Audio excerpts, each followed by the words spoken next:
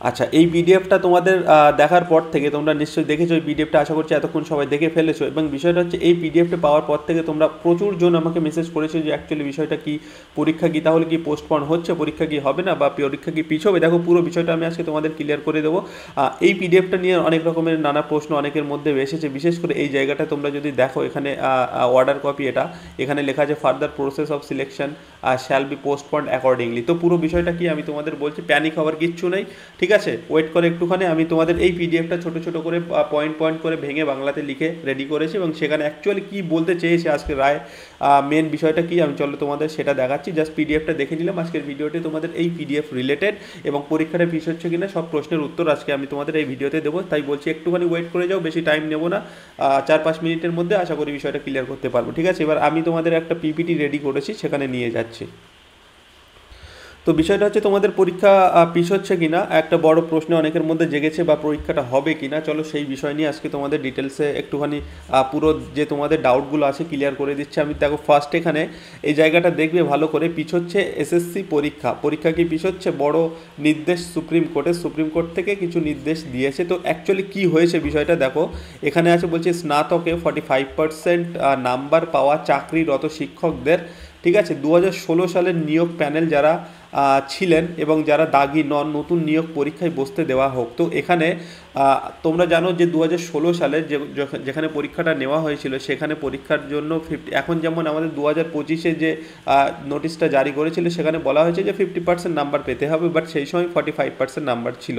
ওকে, তো সেখানে কি বলেছে যে তারা যারা সেই 45% যাদের নাম্বার ছিল সেই নিয়ে একটা সুপ্রিম কোর্টে তারা যায়, এবং তাদের আবেদনে সাড়া দিয়েছে সুপ্রিম কোর্ট, ঠিক আছে। আবেদনে সাড়া দিয়ে সুপ্রিম কোর্টের তারা দ্বারস্থ হয়েছিলেন কয়েকজন আবেদনকারী, সেই আবেদনে বৃহস্পতিবার সাড়া দিয়েছে সুপ্রিম কোর্ট। তাদের ফর্ম ফিল আপ করার জন্য অতিরিক্ত 10 দিন সময় দেওয়া হয়েছে। এই যারা এই 45% নাম্বার নিয়ে পাশ করেছিল, তারা পরীক্ষায় তো 2025-এর যদি গেজেট ফলো করে তাহলে পরীক্ষাটা দিতে পারবে না, বাট তারা সুপ্রিম কোর্ট থেকে তাদের একটা রিলিফ দেওয়া হয়েছে যে তারা পরীক্ষা বসতে পারবে সেই 2016 নিয়ম অনুযায়ী, ঠিক আছে। এবং তাদের ফর্ম ফিল আপের জন্য 10 দিন সময়টা দেওয়া হয়েছে, বেশি এক্সট্রা 10 দিন সময় দেওয়া হয়েছে তারা যাতে ফর্ম ফিল আপটা করতে পারে। ওকে, তো নিয়োগের পরীক্ষা পিছিয়ে দেওয়া হবে কিনা তা স্থির করবে কমিশন। পরীক্ষা পিছবে কিনা এখনও বলা যাচ্ছে না, তবে সম্ভাবনা পরীক্ষার পিছিয়ে যাবে, কারণ এখানে ফর্ম ফিল আপের জন্য 10 দিন বাড়ানো হয়েছে, এবং আরও অনেক কিছু ব্যাপার আছে, পরে আছে আমি তোমাদের সঙ্গে বলছি, ঠিক আছে। তো এখানে কি বলছে, 31 অক্টোবরের মধ্যে সংশ্লিষ্ট সব পক্ষের জবাব তলব করেছে সুপ্রিম কোর্ট। তো 31শে অক্টোবর আবার শুনানি আসে। স্বাভাবিকভাবেই প্রশ্ন উঠছে, নিয়োগ পরীক্ষা পিছিয়ে দেবে এসএসসি।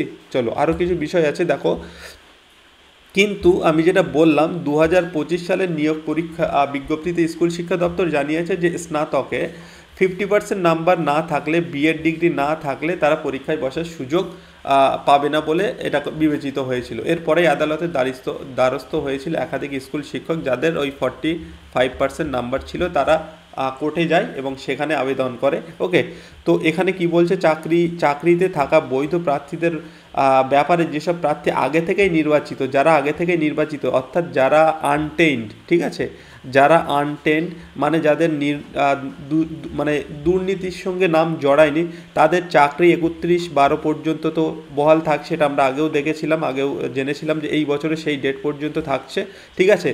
তারা এই জায়গাটা বিষয়, তারা নতুন নিয়োগ প্রক্রিয়ায় অংশ নিতে পারবেন, এবং তারা কি হবে, তারা নতুন পরীক্ষা যে এই যে পরীক্ষাটা হতে চলেছে সেখানে অংশ নিয়ে মানে পরীক্ষায় বসতে পারবে, এবং তাদের ফর্ম ফিল আপের জন্য এক্সট্রা 10 দিন বাড়ানোর কথা বলা হয়েছে। ওকে, তো এই 10 দিনের জন্যই সম্ভবত পরীক্ষা পিছনের সম্ভাবনা আছে। ওকে, 50% যোগ্যতার নিয়ম ডব্লিউবিএসএসসির নতুন করে একটা নিয়ম এনেছে 2025-এর গেজেট অনুযায়ী, এটা যেখানে 50% নাম্বার লাগবে। ওকে, গ্রাজুয়েশন এবং পোস্ট গ্রাজুয়েশনে কমপক্ষে 50%-এর নাম্বার কথা বলা হয়েছিল, কিন্তু কোর্ট বলছে, কিন্তু আজকের রায়ের কোর্ট বলছে পুরনো বৈধ প্রার্থীদের জন্য এই নতুন 50% শর্ত প্রযোজ্য হবে না। অর্থাৎ সেই 2000 সালের ক্যান্ডিডেটরা যারা 45%-এ ফর্ম ফিল আপ করেছিল, তাদের জন্য এই 50% এটা প্রযোজ্য হবে না। তারা সেই 45% নাম্বারের উপর বেস করেই ফর্ম ফিল আপ করতে পারবে, এবং তার জন্যই 10 দিন দেওয়া কথা বলা হয়েছে ফর্ম ফিল আপের জন্য, ঠিক আছে। অর্থাৎ এখানে যারা আগে সিলেক্টেড ছিলেন তাদের জন্য আগের নিয়ম চালু থাকবে অ্যাকর্ডিং টু 2016, ঠিক আছে। 2016-র গেজেট অনুযায়ী তারা ফর্ম ফিল আপ করবে। এবার এই নিয়ে অনেক রকম সমস্যা তৈরি হতেও পারে। ওকে, ইতিমধ্যে যারা চাকরিতে আছেন এবং পরিষ্কারভাবে নির্বাচিত, তাদের চাকরি 31 ডিসেম্বর পর্যন্ত নিরাপদ থাকছে, এটা তো আগেই বললাম। ওকে, পুরনো বৈধ প্রার্থীরা নতুন পরীক্ষায় অংশগ্রহণ নিতে পারবেন। যারা পুরনো প্রার্থী আছে তারা নতুন পরীক্ষায় অংশ নিতে পারবেন, কিন্তু কিন্তু কিন্তু নতুন 50% কাট অফ তাদের জন্য প্রযোজ্য হবে না। যে কথাটা অ্যাকচুয়ালি মেন বিষয় হচ্ছে এটাই 50%টা প্রযোজ্য হবে না তাদের জন্য যারা 2016 সালের ক্যান্ডিডেট, যারা অলরেডি পাস করে ছিল। ঠিক আছে, আর তাদের আবেদন করার ডেডলাইন WBSSC 10 দিন বাড়িয়ে দেবে, 10 দিন বাড়ানোর কথা বলা হয়েছে, তারা যাতে ফর্ম ফিল আপটা করতে পারে। এবং কোর্টের পরবর্তী শুনানি 31 অক্টোবর, এই ডেটটা মাথায় রাখবে। পরবর্তী শুনানি মানে 31 অক্টোবর হবে, তখনই সিদ্ধান্ত হবে পরবর্তী পদক্ষেপ কী হবে। সুতরাং তোমাদের পরীক্ষা কিন্তু পিছিয়ে যাচ্ছে, এটা ধরে নিতে পারো। ওকে, যদি সব কিছু সহজভাবে বলা যায় যে যারা পুরনো শিক্ষক আছেন তাদের চাকরি সুরক্ষিত, যারা নতুন প্রার্থী তারা পরীক্ষায় আপাতত পরীক্ষাটা স্থগিত হওয়ার সম্ভাবনা আছে এবং স্থগিতই হবে।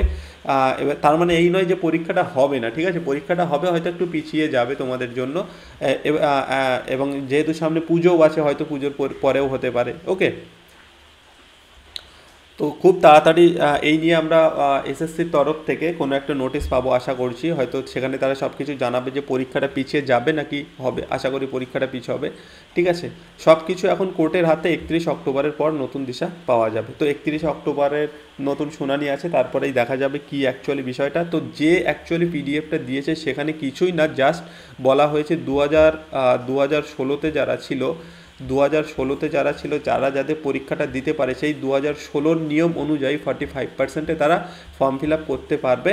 ঠিক আছে, আর তাদের জন্য 10 দিনের ফর্ম ফিল আপের ডেট বাড়ানোর কথা বলা হয়েছে। এবার বিষয় হচ্ছে, তাহলে তো আমাদের যে গেজেটটা 2025-এ এসছে, সেই গেজেটের সঙ্গে এই 2016 নিয়মটা মেনে চলছে না। তাহলে তো গেজেটটা আবার নতুন করে পরিবর্তন করার দরকার, খুব সম্ভবত, বা এরকম একটা বিষয় দাঁড়াচ্ছে। ঠিক আছে, ওকে, তো এখানে হচ্ছে এটাই বলা আছে মেইনলি। এবার আশা করি আমরা আমাদের যে কমিশন আছে, SSC কমিশন, তার তরফ থেকে খুব তাড়াতাড়ি কোনো একটা নোটিশ তারা জারি করবে এবং তারপরে আশা করি সকলেই জানতে পেরে যাবে বিষয়টা। আমিও কোনো আপডেট পেলে তোমাদের জানিয়ে দেবো। ঠিক আছে, এটা নিয়ে প্যানিক হওয়ার কিচ্ছুই নেই। যে যেরকমভাবে প্রিপারেশন করতে থাকো, কারণ এই যে পরীক্ষা জাস্ট হয়তো পিছিয়ে যাবে, আর কিছুই নয়। কিন্তু তুমি মাঝখানে কিন্তু হাল ছেড়ে দিলে বাকিরা কিন্তু এগিয়ে যাবে, এটাই হচ্ছে বিষয়। সুতরাং পড়তে থাকো আর নিজের প্রিপারেশন আরও ভালো করে নিতে থাকো। টাইম পেয়েছো, ভালো করে প্রিপারেশন নাও সকলে।